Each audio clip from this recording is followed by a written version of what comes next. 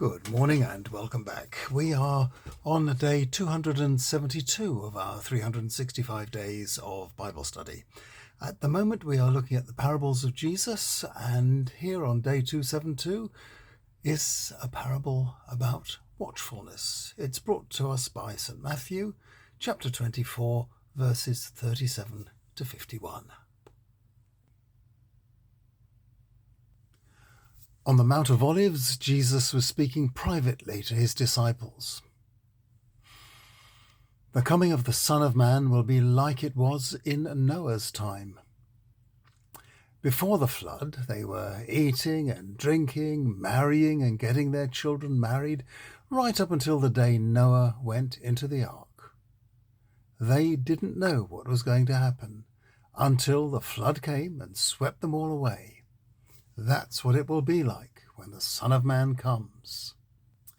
2 men will be in a field, one is taken, the other left. 2 women at the grindstone, one taken, the other left. So watch, because you don't know on what day your Lord is coming.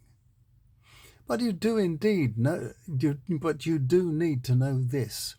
If the owner had known at what time in the night the burglar was coming, he would have stayed awake and not let his house get broken into.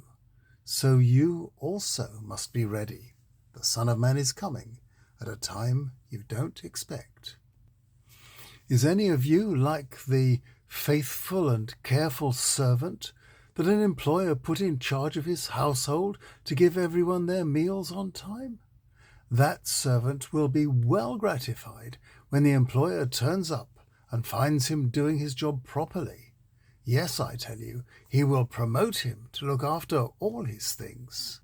But should it be a wicked servant, thinking my boss has been held up somewhere, and he starts beating up his fellow servants and eats and drinks with the drunkards, that servant's boss will arrive at an unexpected day and hour and will cut him to bits. His fate will be with the pretenders, always complaining and snarling. By this point in his Gospel, Matthew has set the stage for his final teaching action, his final section of teaching, before the climax of his Gospel and the narrative of Holy Week and Easter. His main theme here is, so watch, because you never know when the crisis will take place. He wants us to be clear that there is no hiding from God. God knows exactly what each of us is like, and the sudden and unexpected day of judgment will reveal the truth about us.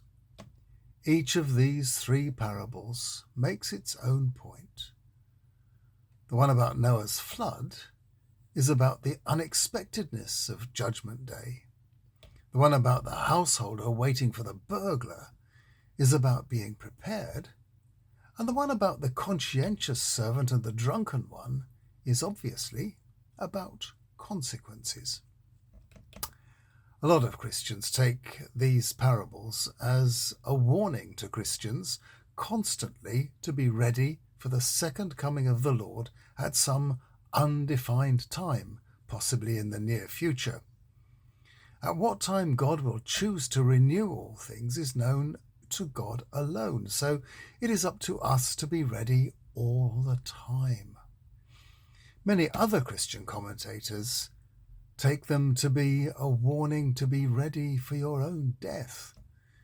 But that is also a big unknown, and whether you think you go straight to judgment, or whether you believe you will rest in peace before being judged, to rise in glory by God's grace, you still know that something must be done to perfect you before you rise to heaven. So, the idea is to keep your accounts with God in credit as far as you can, and for the rest, rely on his goodness and love to take you the rest of the way. What Matthew probably had in mind when he chose these parables was the great crisis of AD 70, which had already taken place, when the Romans had come and demolished the Jerusalem temple and depopulated the city.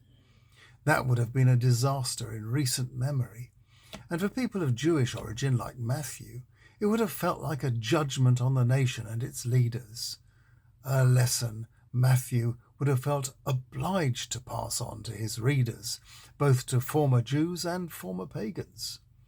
He wants us to bear in mind just 3 things. 1, nobody knows when such an event will happen again, but it could easily be very soon. 2, life will go on as normal until the last second, and there won't be much warning. And 3, when it happens, it will divide families, friends, and work colleagues indiscriminately into casualties and survivors. Jesus is telling his disciples here, as future leaders of the new generation of Christians, to keep their wits about them and read the situation with care, since their survival may well depend upon it. That applies equally to us, of course, as we can see from events going on in the world today. Tomorrow, we have another parable about being prepared, the rather famous one about the wise and foolish girls who were supposed to be part of the bridegroom's parade to the bride's house. And he keeps them all waiting. I'll see you tomorrow.